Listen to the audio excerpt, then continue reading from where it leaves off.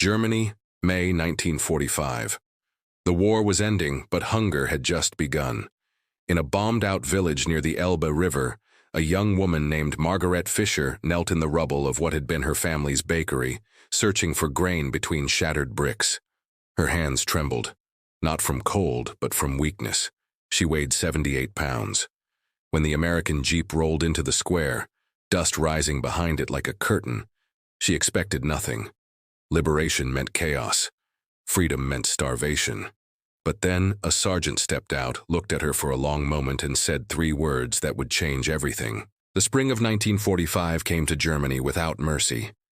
Fields lay fallow, cities smoldered, and the roads filled with millions of displaced souls moving in all directions at once. Soldiers surrendering, refugees fleeing, survivors searching. In this chaos, hunger became the new enemy, more ruthless than any army. Margaret Fisher was 23 years old. Before the war, she had been a schoolteacher in the small town of Torgau, 40 miles northeast of Leipzig. Her father had run the town bakery for 30 years. Her mother had taught piano lessons in their parlor overlooking the Elbe. Her younger brother, Klaus, had been conscripted in 1943 and died at Stalingrad. The family never recovered. By April 1945, Torgau had become a ghost. The bakery had been requisitioned by the Wehrmacht in 1944, then bombed by Allied aircraft in February 1945. Her father had died of a heart attack in the cellar during the raid. Her mother had simply stopped eating, fading away in March like a photograph left in the sun. Margaret found herself alone in a town that no longer existed, surrounded by rubble and the constant sound of artillery growing closer. The Americans arrived on April 25th. She remembered the date because it was her mother's birthday. The fighting was brief. The remaining German defenders, mostly old men and boys, surrendered within hours. Then came the occupation. Jeeps rolled through streets lined with broken buildings. Soldiers set up checkpoints. Military police began registering civilians. Margaret had hidden in the bakery cellar for 3 days after the Americans came. Not from fear of violence, but from exhaustion. She had nothing left. No family, no home, no food. The cellar walls still smelled of flour and yeast, phantom scents from another lifetime. She survived on rainwater collected in a tin bucket and 3 potatoes she'd buried in ash. On the 4th day, she climbed the cellar stairs. The sunlight blinded her. The square was unrecognizable. Rubble had been pushed to the sides. American trucks lined the street. Soldiers moved with purpose, setting up tents, unloading supplies. The sound of their voices, foreign and sharp, filled the air. She stood there, swaying slightly. Her dress hung on her like fabric on wire. Her hair, once thick and dark, had grown brittle. Her reflection in a broken window showed a stranger, hollow-eyed and gray. That's when she saw him, Sergeant William James Barker of the 69th Infantry Division, 3rd Army, 31 years old, from a small farm outside Tulsa, Oklahoma.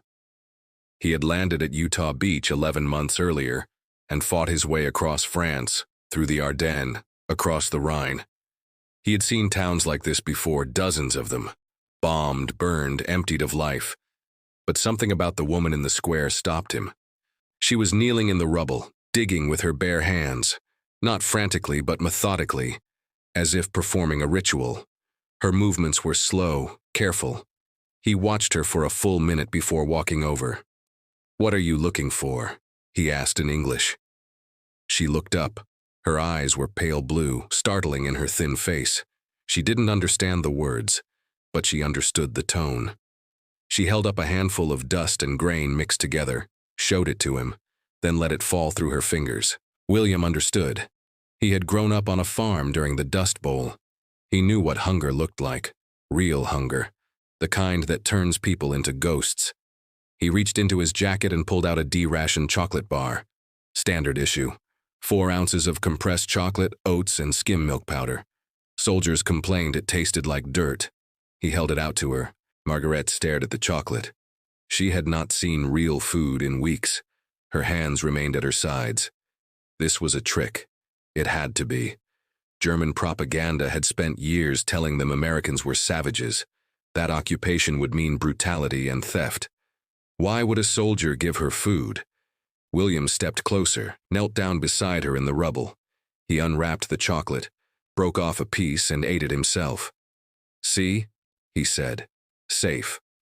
Then he held out the rest. Her hand moved without conscious thought. She took the chocolate. It felt heavy, substantial, real.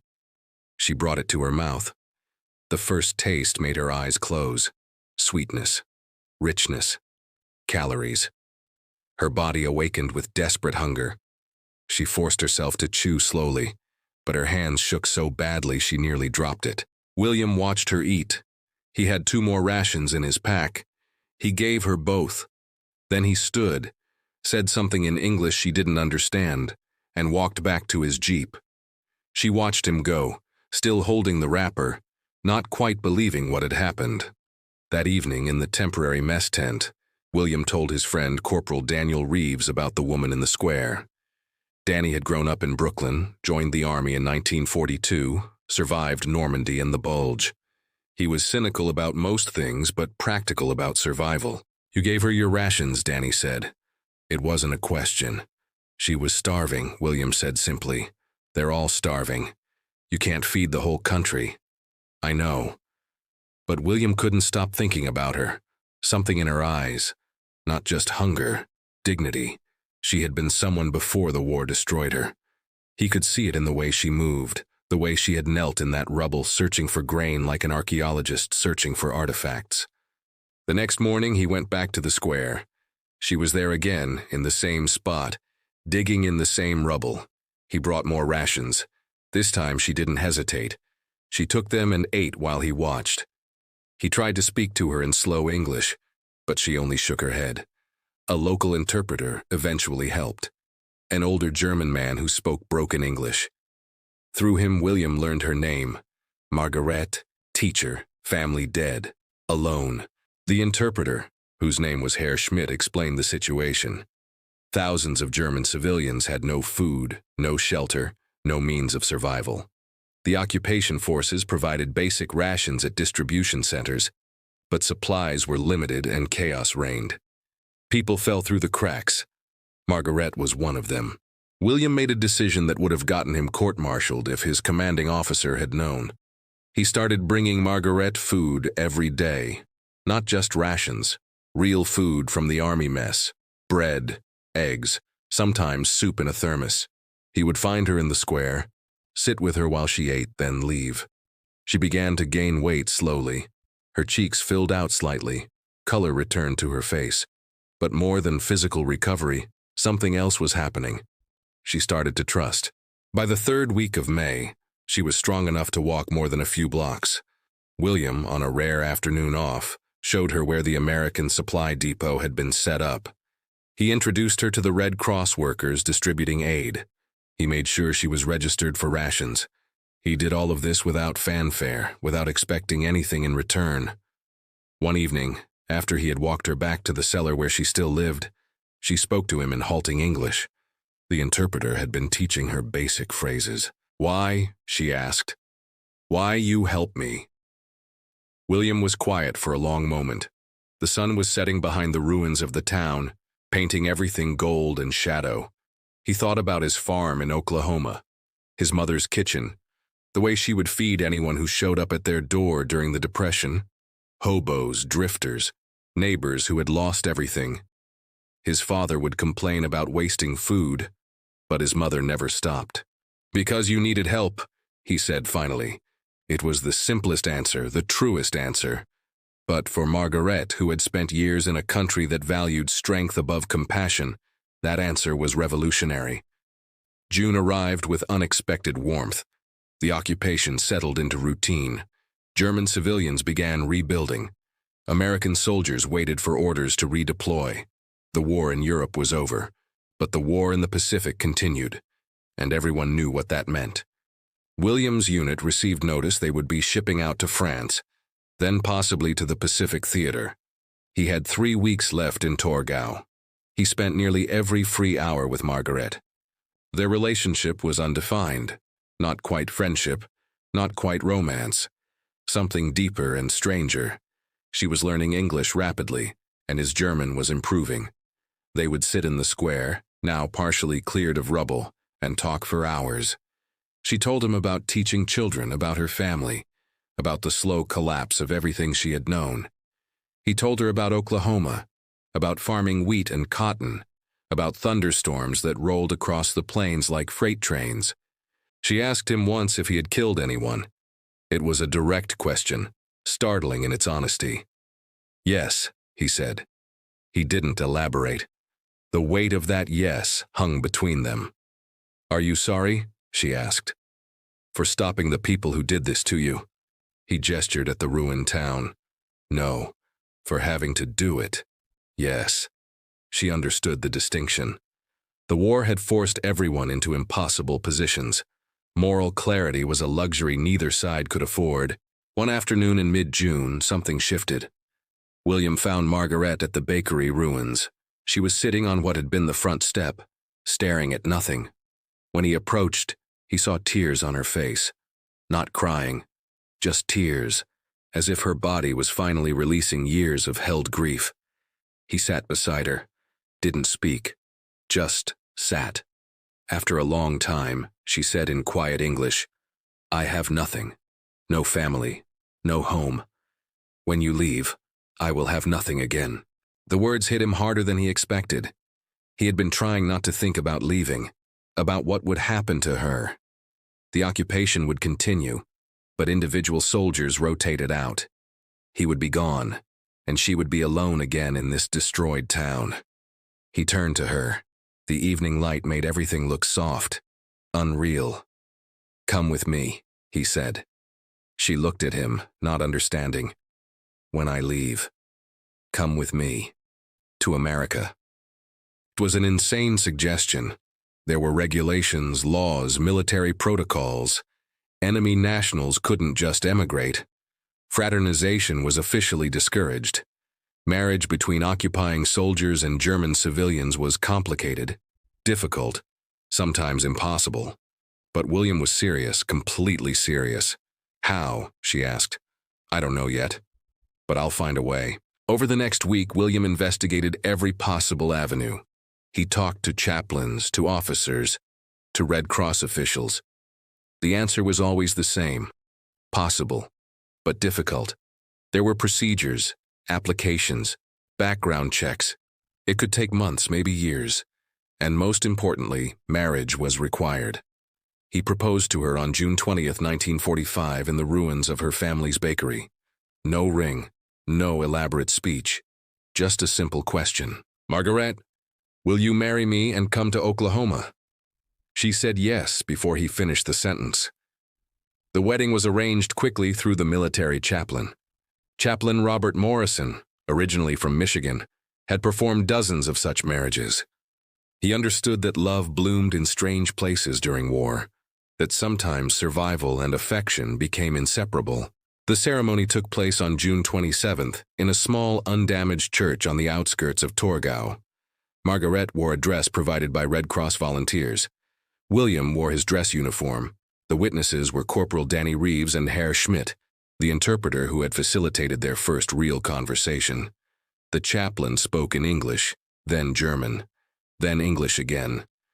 Do you, William James Barker, take this woman? Do you, Margaret Fisher, take this man? They did. They said the words.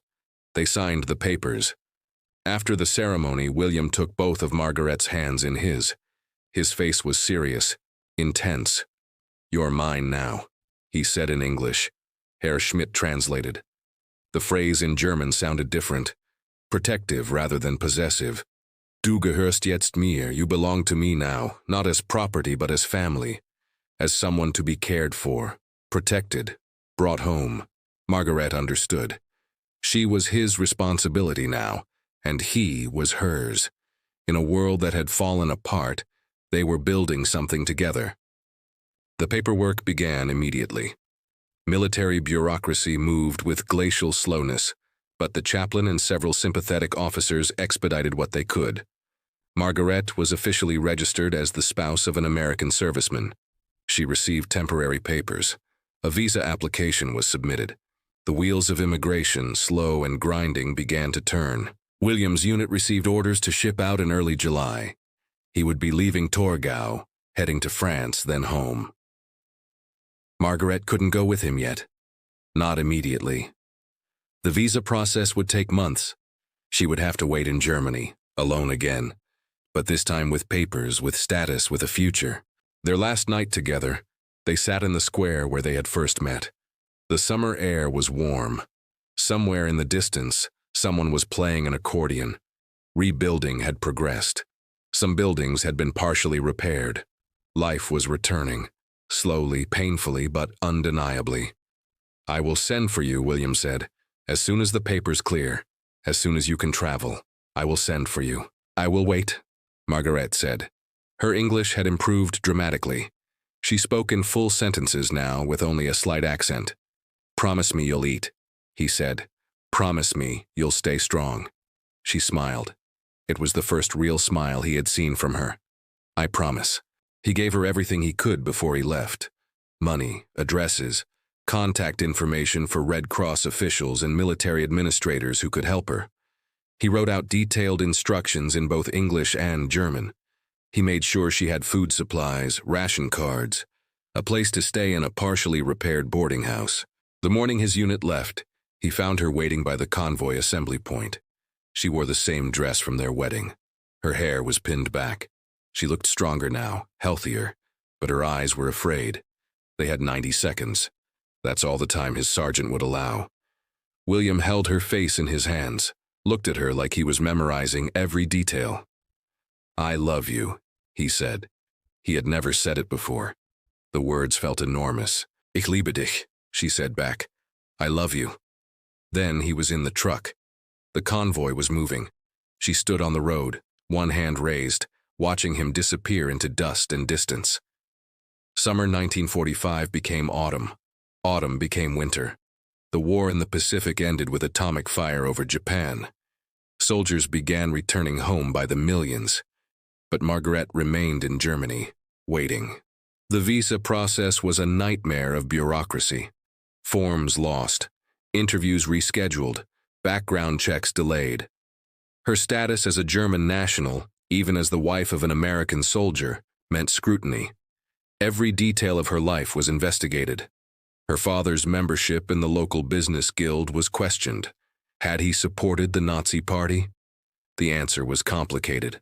Like most Germans, he had made compromises to survive. He had paid dues, attended meetings, never enthusiastically, but compliance and enthusiasm looked the same on paper. Margaret lived in the boarding house William had arranged. She worked for the American Occupation Administration as a translator and clerk. Her English continued to improve. She wrote to William every week. Long letters describing her days, her progress with the paperwork, her dreams of Oklahoma. His letters came back irregularly. Mail from America was slow, unpredictable. But when his letters arrived, she would read them dozens of times, memorizing every word. He described his family's farm, the wheat fields stretching to the horizon, the red dirt roads, his mother's kitchen with its wood stove and gingham curtains. His father, skeptical but willing to meet her. His younger sister excited to have a new sister-in-law. He sent photographs. The farmhouse, white with a wraparound porch. The barn, massive and red. Fields of wheat under endless sky. She kept the photographs in a tin box under her bed and would take them out at night, studying this foreign landscape that was supposed to become home. Winter in Torgau was brutal. Fuel was scarce. Food remained rationed. But Margarete survived. She was stronger now. The girl who had knelt in rubble searching for grain was gone. In her place was a woman who had learned to navigate occupation bureaucracy, who could negotiate with both American and Soviet officials, who refused to give up. The town was slowly rebuilding. Some shops reopened. Families returned. Life, tentative and fragile, resumed. But the Cold War was beginning. The Soviets and Americans, allies in war, were becoming adversaries in peace. Torgau, sitting near the Elbe, became a dividing line. Tensions rose, border controls tightened. In February 1946, 9 months after William had left, Margaret received the letter she had been waiting for. Her visa was approved. She could emigrate to the United States. Travel arrangements would be made through military channels. She would travel by train to Bremerhaven, then by ship to New York, then by train to Oklahoma. She cried when she read the letter. Not delicate tears, but deep, shaking sobs of relief and terror. She was leaving, finally leaving. But leaving meant abandoning everything that remained of her old life. The language, the culture, the landscape, even the ruins of her family's bakery. She visited the bakery one last time the day before she left. Spring was coming early. The first flowers pushed through the rubble. She knelt where she had been kneeling the day William found her, the day he had given her chocolate and, without knowing it, given her a future. She placed her hand on the broken bricks. Goodbye, Papa. Goodbye, Mama. Goodbye, Klaus. I'm going to America now. I'm going to live. March 1946. The ship crossed the Atlantic in 12 days. Margaret was sick for most of the voyage, but she didn't care. She was moving toward something instead of away. Toward William. Toward Oklahoma. Toward a life that had seemed impossible a year ago. New York Harbor appeared through morning fog. The Statue of Liberty rose like a promise.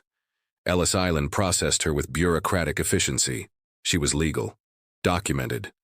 Mrs. William Barker, permanent resident, bound for Oklahoma. The train from New York to Tulsa took 3 days. She watched America scroll past the windows. Cities, farmland, mountains, plains. Everything was big. Bigger than she had imagined. The sky stretched wider than any sky in Germany. The fields went on forever. William met her at the Tulsa train station on March 15, 1946. 10 months since they had said goodbye. He looked different, civilian clothes instead of uniform, thinner, older. But when he saw her step off the train, his face broke into a smile that made him look 20 years old. They stood on the platform for a long moment just looking at each other, confirming the other was real. Then he crossed the space between them and pulled her into his arms. "You made it," he whispered. "You actually made it." "I promised I would wait," she said. "I promised I would stay strong." The drive to the farm took an hour. Dirt roads the color of rust. Fields of winter wheat just starting to green. The sky was enormous, cloudless, burning blue. Margaret had never seen so much open space. The farmhouse looked exactly like the photographs. White clapboard, wraparound porch, flowers planted along the front, not yet blooming. William's mother, Sarah Barker, was waiting on the porch, 60 years old, gray hair pulled back, apron dusted with flour. She looked at Margaret with a farmer's wife's practical assessment, then smiled. "Welcome home," Sarah said. "Home." The word felt foreign and perfect. William's father, James Barker, was more reserved. He nodded to Margaret, shook her hand, said ma'am. His skepticism was visible but not hostile. This was a German woman, former enemy, now daughter-in-law. He would need time. William's sister, Alice, 17 years old, was fascinated. She had never met anyone from Europe. She bombarded Margaret with questions about Germany, about the war, about everything. Margaret answered carefully, translating her trauma into words a teenager could understand. That first evening, Sarah prepared a meal. Fried chicken, mashed potatoes, green beans, cornbread.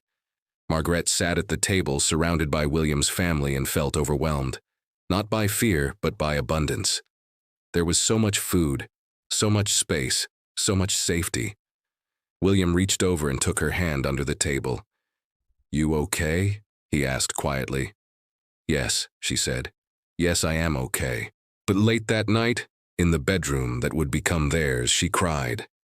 William held her while she sobbed, not from sadness, from release, from the weight of everything she had survived finally lifting.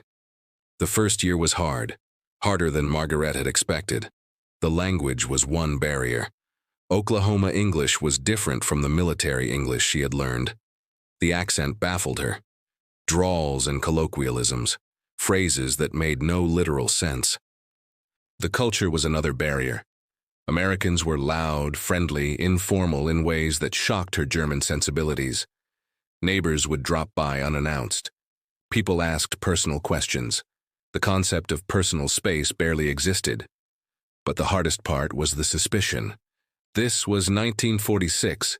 The war was over, but wounds were fresh. Americans had lost sons in Europe. Anti-German sentiment remained strong. When people in town learned William had married a German woman, reactions ranged from curiosity to hostility. A woman at the feed store refused to serve her, called her a Nazi. Margaret stood there frozen while William's face went hard. His mother, who had come along, stepped between them. "This is my daughter-in-law," Sarah said quietly. "She is family.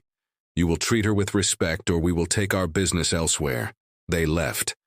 But the incident shook Margaret. She asked William that evening if he regretted bringing her here. "Never," he said fiercely. "Not for 1 second." But the suspicion continued. People whispered. Some neighbors were kind, others were cold. The local pastor visited and asked pointed questions about her faith, her politics, her past. William's father remained distant, polite, but never warm. Margaret threw herself into becoming American. She studied English for hours every day. She learned to cook Southern food. She attended church every Sunday, even though the services felt strange and emotional compared to the austere Lutheran traditions she had grown up with. She volunteered for community events. She tried, desperately, to fit in. Sarah became her ally. William's mother had survived the Depression, had fed strangers, had learned that survival required compassion. She taught Margaret how to can vegetables, how to make biscuits, how to speak with an Oklahoma accent that would hide her German origins. "Why are you helping me?" Margaret asked one afternoon while they were shelling peas on the porch. Sarah was quiet for a moment. "Because you're my son's wife. Because you make him happy. Because the war is over and holding grudges won't bring back the dead." She paused. "And because I see how hard you're trying." By summer, Margaret was pregnant. The news transformed something in the family. James Barker, reserved and skeptical, suddenly became attentive. A grandchild was coming. German or not, this was his blood. The pregnancy was difficult. Morning sickness lasted months. The Oklahoma heat was brutal, but Margaret endured.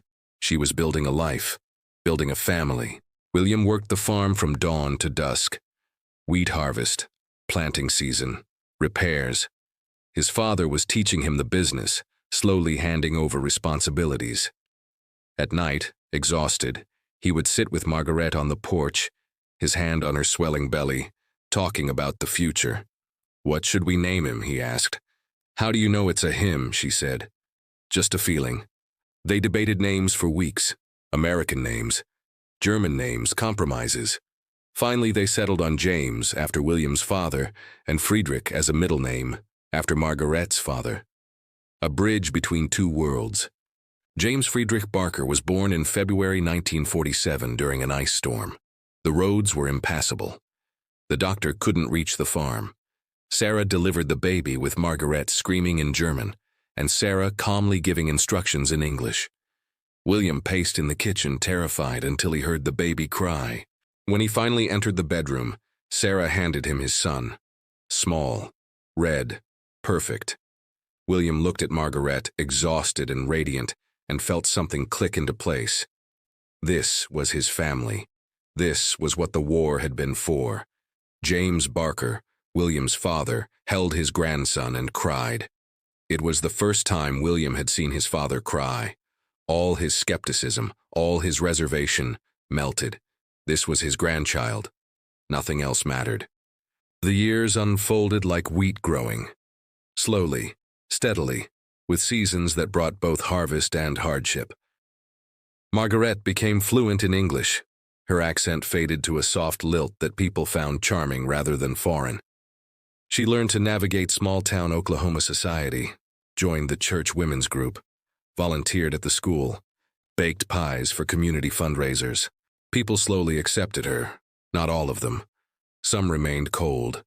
But enough neighbors became friends that she built a life beyond the farm. She was no longer the German war bride. She was Mrs. Barker, William's wife, James's mother. 3 more children followed. Elizabeth in 1949, Thomas in 1952, Sarah in 1955. The farmhouse filled with noise and life. Margaret taught her children German, But they spoke English. They were American, completely. She made sure of that. William expanded the farm, bought adjacent land, invested in new equipment.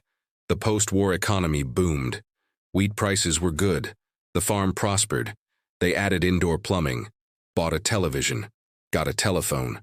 The 20th century arrived in installments. But Margaret never forgot. On quiet evenings after the children were in bed, she would sit on the porch and think about Torgau, about the square where she had knelt in rubble, about her parents, about her brother who died at Stalingrad, about the girl she had been, starving and alone, and the man who had given her chocolate. William would find her there sometimes, lost in memory. "You okay?" he would ask. "I am remembering," she would say. "Good memories or bad? Both." In 1955, 10 years after the war ended, they received a letter from Germany, from Herr Schmidt, the interpreter who had witnessed their wedding. Torgau had been rebuilt. The bakery had been cleared away. New buildings stood where the ruins had been. He enclosed photographs. Margaret looked at the images for a long time. The town looked nothing like she remembered. Everything had changed. Everyone she had known was dead or scattered. The past was truly gone. That evening, she took the photographs outside. She didn't burn them. Instead, she placed them in the tin box where she kept William's letters from 1945. The ones that had sustained her through the wait. The ones that had promised her a future. William found her holding the box. "You never talk about it much," he said. "The war. What happened to you?" "What is there to say?" she asked. "It happened. It's over. But it's not over for you." "Not really." She was quiet for a long time. "No," she said finally. "It will never be over. But I have learned to carry it." She told her children edited versions. When James asked why she had a funny accent, she said she came from Germany. When Elizabeth asked if she had been in the war, she said yes, but not in the way soldiers were. When Thomas asked if she had been scared, she said yes, always. But she never told them the full story, never described the hunger, the collapse, the feeling of kneeling in rubble searching for grain, the moment when an American soldier had offered her chocolate and, without knowing it, offered her survival. Some stories were too heavy to pass down. 1985, 40 years after the war ended. Margaret was 63 years old. William was 71. Their children were grown. Grandchildren ran through the farmhouse. The farm had passed to James, who ran it with the same steady competence his father had. William's health was declining, heart problems. The doctor said he had maybe 5 years, maybe less. He was tired, the kind of tired that comes from living a full, hard life. One evening in spring, sitting on the same porch where they had spent countless evenings, William said, "We should go back." Margaret looked at him. "Back where?" "Germany. Torgau. You should see it again." She was quiet.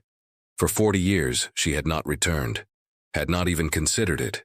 Germany was the past. Oklahoma was home. But William's face was serious. He was offering her something. Closure, maybe, or confirmation that leaving had been right. They flew to Berlin in June, then took a train to what was now East Germany. The Cold War had divided the country. Torgau was behind the Iron Curtain. Getting there required paperwork, approval, escorts. But they managed it. The town was unrecognizable. Everything had been rebuilt in the stark, efficient style of Soviet architecture. The bakery was gone completely. In its place stood a concrete apartment block. The square had been paved over. The church where they had married had been converted to a cultural center. Margaret walked through the town with William beside her. She felt nothing, no grief, no nostalgia, just a distant recognition that this place had once mattered. They found the spot where the bakery had been. She stood there for a long time. William held her hand. Neither spoke. An old woman approached them. She had been watching from across the street. She said something in German. Margaret responded. They talked for several minutes. The woman's face changed. Recognition, amazement. "You are Margaret Fisher," the woman said. "The teacher. I was your student. I am Greta." Greta Hoffman. Margareta remembered. A small girl with braids who had struggled with reading, now an old woman with gray hair and tired eyes. "What happened to you?" Greta asked. "I went to America," Margaret said simply. "I married an American soldier. I have 4 children. I am a grandmother now." Greta stared at her. "You survived." "Yes, I survived." They talked for an hour. Greta told her about the town, about who had died, who had stayed, who had left, about the Soviet occupation, about rebuilding, about decades of hardship and slow recovery. When they said goodbye, Greta hugged her. "You were right to leave," she whispered. "There was nothing left here for anyone." That evening, in a hotel room in East Berlin, Margaret sat by the window looking out at the divided city. William was asleep behind her. She thought about the past 40 years, about the girl she had been, about the woman she had become. She thought about hunger and chocolate, about rubble and wheat fields, about death and children and survival. William had saved her. That was true, but she had also saved herself, by being willing to trust, by being willing to start over, by being willing to become someone new. "You're mine now," he had said 40 years ago, and she was. But not in the way the words might suggest. They belonged to each other. 2 people who had found each other in a broken world and built something good. William Barker died in 1989, at the age of 75. Heart failure, quick and relatively painless. Margaret was with him at the end. Their children surrounded the bed. He died on the farm where he had been born, looking out at wheat fields under an Oklahoma sky. Margaret lived another 16 years. She died in 2005, age 83, in the same farmhouse. Her children and grandchildren were there. She died in spring when the wheat was just starting to green. Her obituary in the local paper was brief. Margaret Barker, beloved wife, mother, grandmother. Survived by 4 children, 12 grandchildren, 3 great-grandchildren. Preceded in death by husband William Barker. Services at First Baptist Church. Donations to the local food bank in lieu of flowers. It didn't mention that she was German. It didn't mention the war. It didn't mention that she had once been starving in the rubble of a destroyed town, that an American soldier had given her chocolate, that 3 words, "You're mine now," had changed everything. But her children knew. Her grandchildren knew. And they told the story at her funeral, not the whole story, not the darkest parts, but the essential truth. She had been lost. He had found her. Together, they had built a life. It was a small story in the vast history of the war. Millions died. Millions suffered. Millions were displaced. But in the midst of all that destruction, 2 people found each other and chose compassion over cruelty. That choice reverberated through decades, through children and grandchildren, through wheat harvests and Oklahoma thunderstorms, through an ordinary life made extraordinary by the circumstances of its beginning. The bakery in Torgau is gone. The square where Margaret knelt is paved over. The farmhouse in Oklahoma still stands, occupied now by great-grandchildren who never knew the war. But the story remains. A testament to the idea that even in humanity's darkest moments, individual acts of kindness can change everything. William saw a starving woman and gave her food. Margaret accepted help from a former enemy. That was the beginning. Everything else followed. "You're mine now," he said. And he was right. She was his and he was hers, and together they built something worth remembering.